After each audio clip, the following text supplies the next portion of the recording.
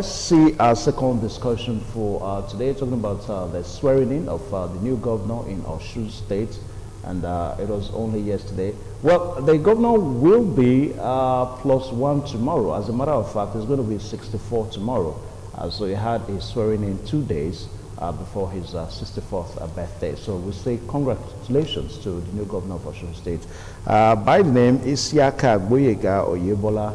As time goes on, we will be able to master the name because he's a new one, a new governor in OSUN State. So congratulations to the new governor. Well, let's look at the swearing in, and so that we can also begin to make set agenda for the new governor and expectations. And it will also amaze you to know that so far, right from the creation of OSUN State, the OSUN State has had about 8 governors, so to say now, military administrators, politically elected governors, and all that. So at 91, we had Shegun Ajibola, who was an administrator. He came in August 1991 and of course left January 1992, a military administrator in OSUN State. And of course we also have Isiaka Adetunji, a governor, who came in January 1992 and left November 1993, and he was elected under the platform of the Social Democratic Party, the SDP. And we also had Anthony Odofia, a military administrator that came in December 9th, 1993 and left 22nd of August 1996, a military administrator in OSUN State. And we also had Antonio B., an administrator that came in as a military administrator in August 22, 1996 and left August 1998. Theophilus Bamigboye was a military administrator in OSUN State, and he came in 1998 and left May 1999.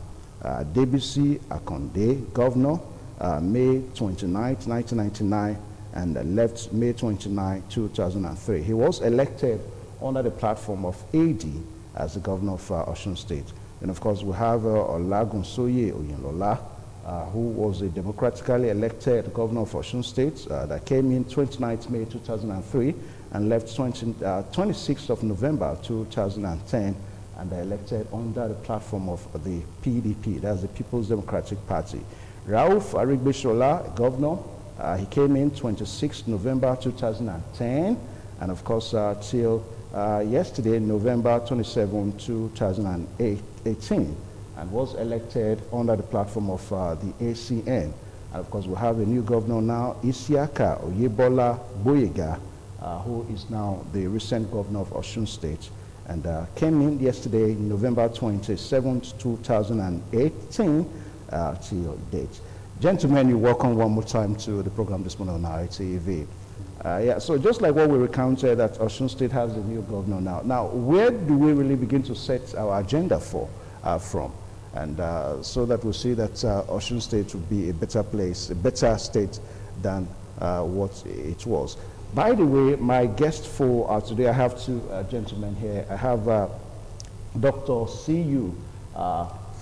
C.E., yes now. Dr. C.U. Epu is from the public pub admin department with the University of Benin. So you're welcome to this morning on ITV. Good morning, viewers. And also have Dr. Pastor Logad Sado, who is the Department of Sociology and Anthropology, University of Benin. Gentlemen, you're welcome to this program. Thank you very much. Okay, so gentlemen, where do we start from in making certain agenda for the new sworn-in governor in OSUN State? Let's start from Dr. Ekbo. Okay, thank you very much for this opportunity.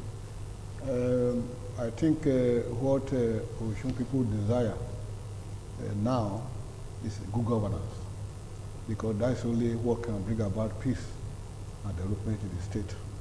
And to that extent, I want to say, irrespective of political leanings, OSUN's people should cooperate with the governor that has just been sworn in. Every day brings about new circumstances, and every day, every circumstance is unique itself. Yesterday was another unique day for the people not only of OSUN State, but Nigeria as a whole. Okay. All right, Dr. Sado. Thank you very much. I think that it's a welcome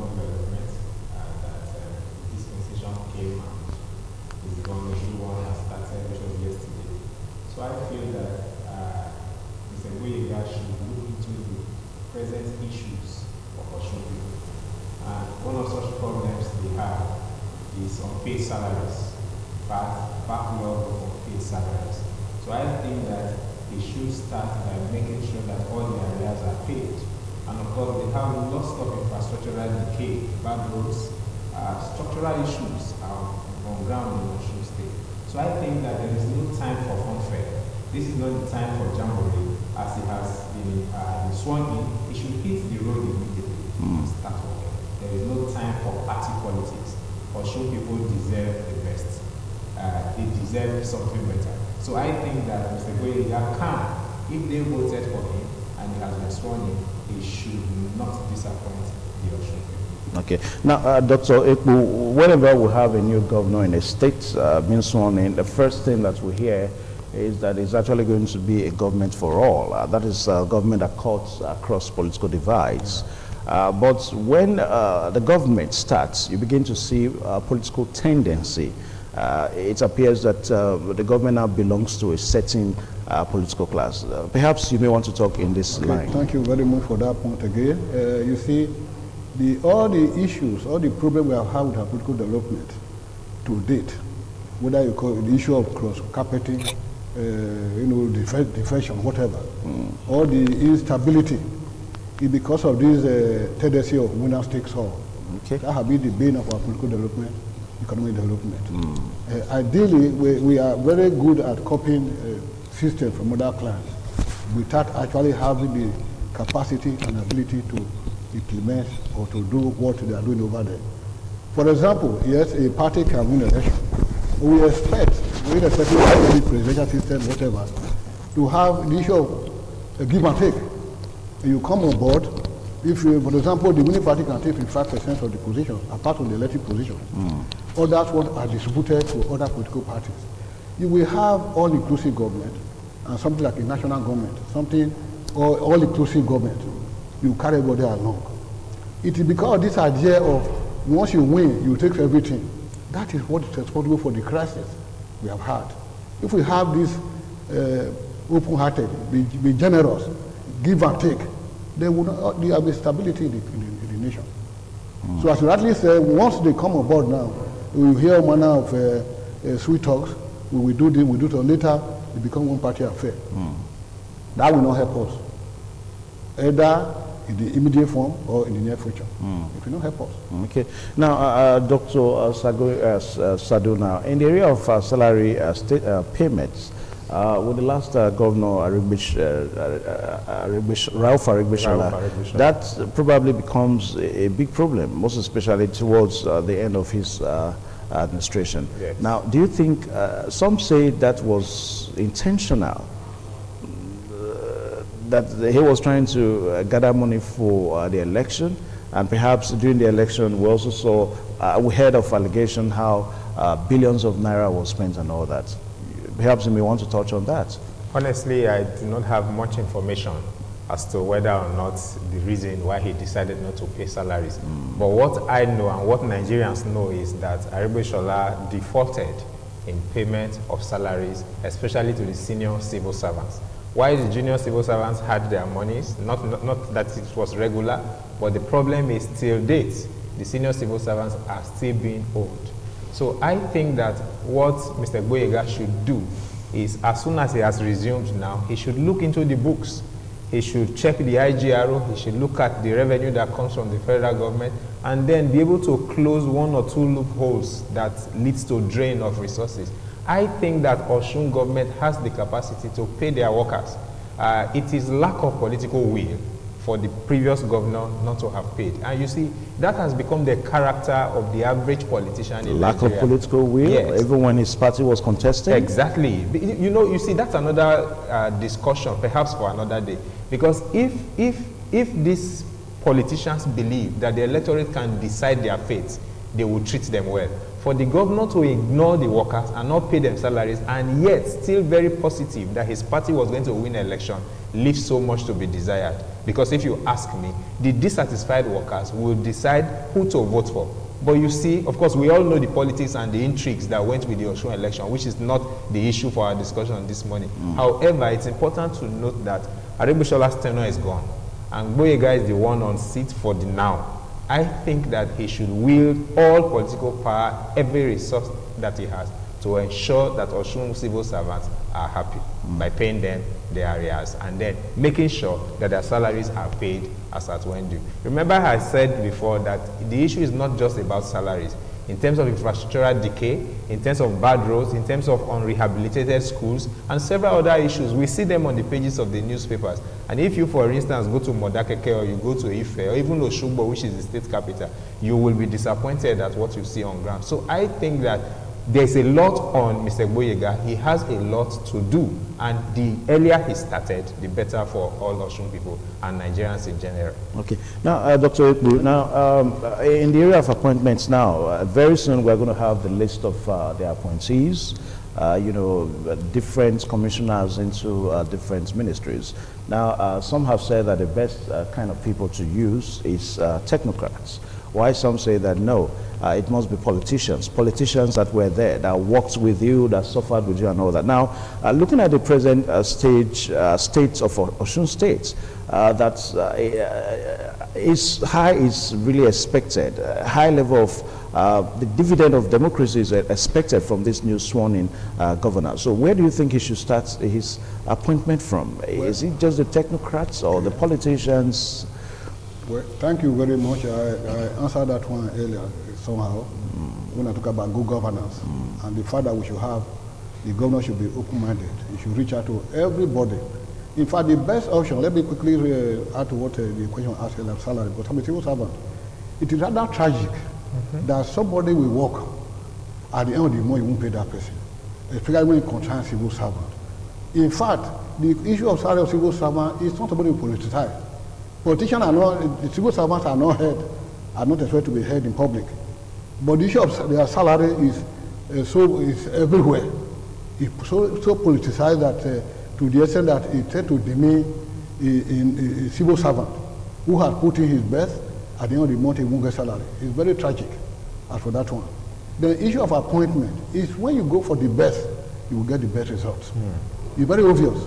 So if you want to appoint the people that belong to your party, mediocre, then what do you see? Bad governance. You won't get a result. That has been translated to issue of no payment of salary. Are you saying that we don't have technocrats even among the politicians? We have them. What we are saying that the issue, whether you are a politician or not, is immaterial. The best, what I'm saying that they should go for the best.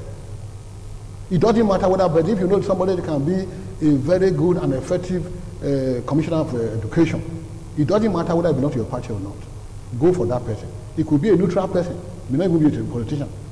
That's only where we can get results. This idea of saying you can, for other politicians who may have worked with you, there are other assignments, other jobs you can give them. But critical issues that will lead to the development of that state should be left in the hands of competent persons. Not people that will praise, those praise singers. Then you start to give them positions here and there. And the issue of advisors should be reduced drastically. The appointment of advisors. Because some of them are they just create the office. What are they advising that cannot advise yourself? In most cases, you don't even take their advice. So that's why eventually the civil servant now pay dearly for their whatever, all those lapses here and there. Okay. So the issue, so that's what I'm saying. Yeah. Okay. Political appointees should be reduced drastically to the barest minimum.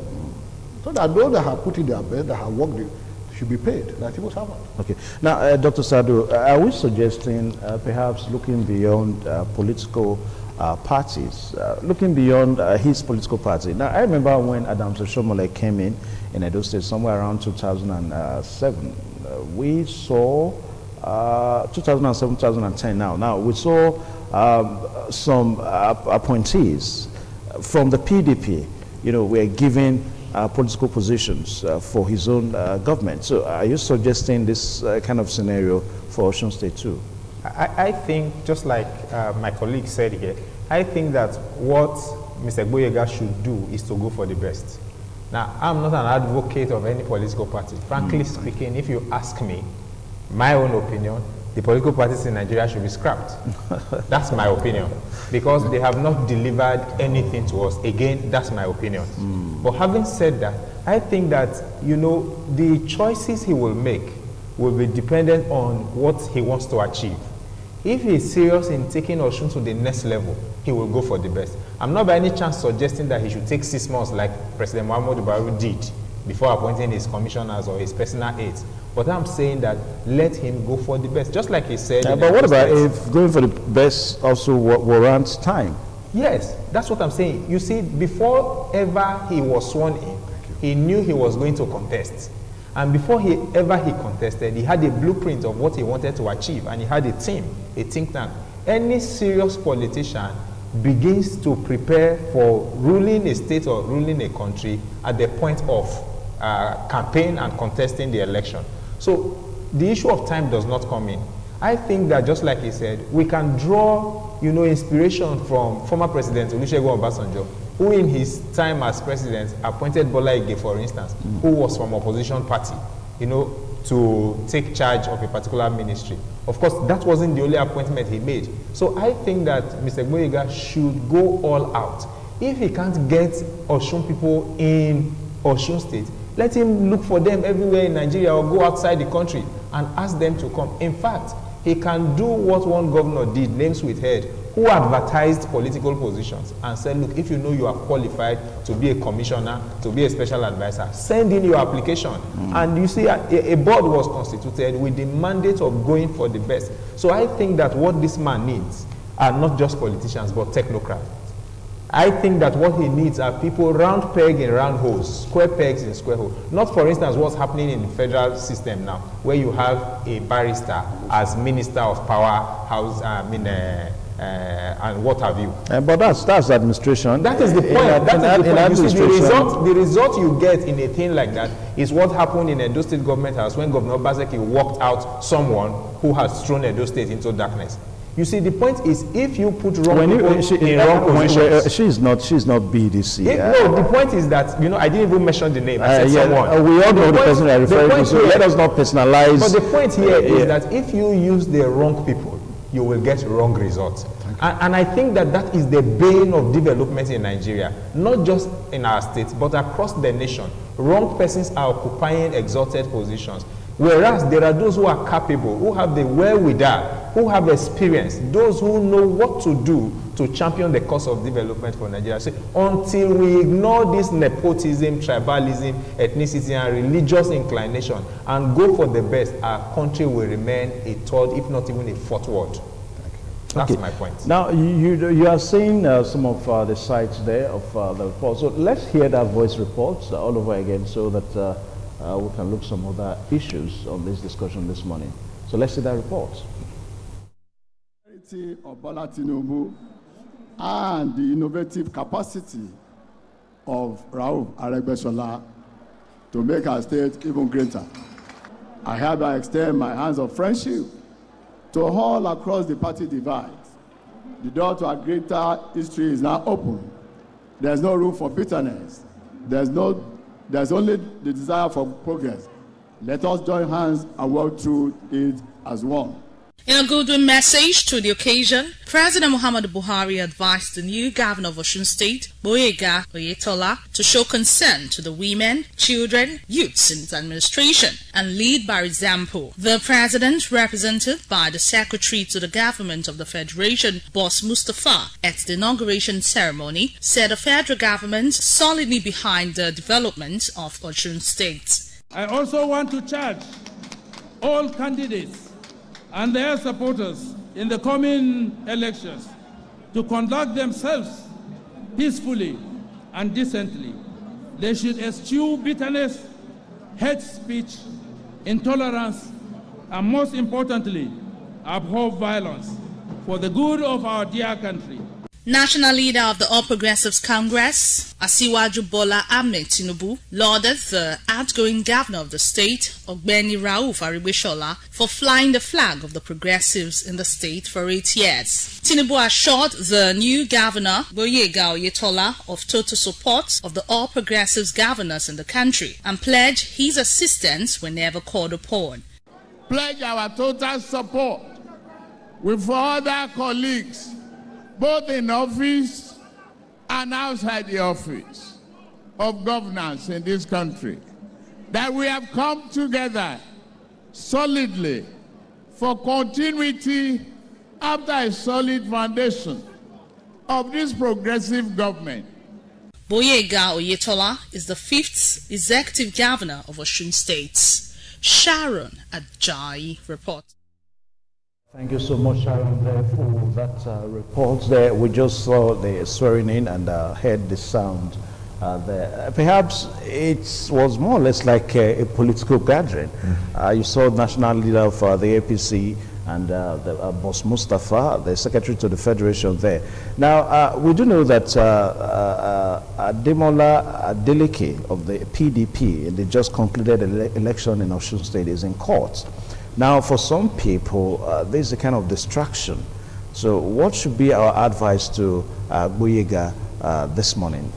You know, the new governor, Doctor. Well, if the matter is already before the court, we cannot go beyond the normal discussion. But some say it's going to be a kind of distraction. No, that should not. Government is a continuous exercise. It's nothing. Right now we have a government. The government took effect from yesterday. That's why at the beginning I said the people should cooperate with the government that is in power. If tomorrow there's something else, the people should also cooperate whoever is there today or tomorrow. So that should not, somebody who wants to perform, that should not form any form of distraction. It should not take, it should be able to go ahead, you know, immediately to work. So the Osun people will not take that as an excuse. Oh, because there's a court case pending, that's why you couldn't perform. That must not be an excuse. Doctor. Start off immediately. Yeah, Doctor. Yes, I align myself completely to his thoughts. You know, I had said before that he should hit the road and start running. Yes. There is no room for excuse. There is no, in fact, there will be no basis for non-performance. So I think that whether there is a case in court or not, he has the mandate at the moment. He is the authentic governor of Osun State as it stands. Every power, every resource that he needs to excel as a governor are at his disposal. So what should he wait for? Absolutely nothing. He should hit the road. And you know, whether or not, I was listening to him on television yesterday, and he said that his team of lawyers are handling the case, that won't disturb him. So I think that he's focused, he's positive, he knows what he wants to achieve within the limited time that he has.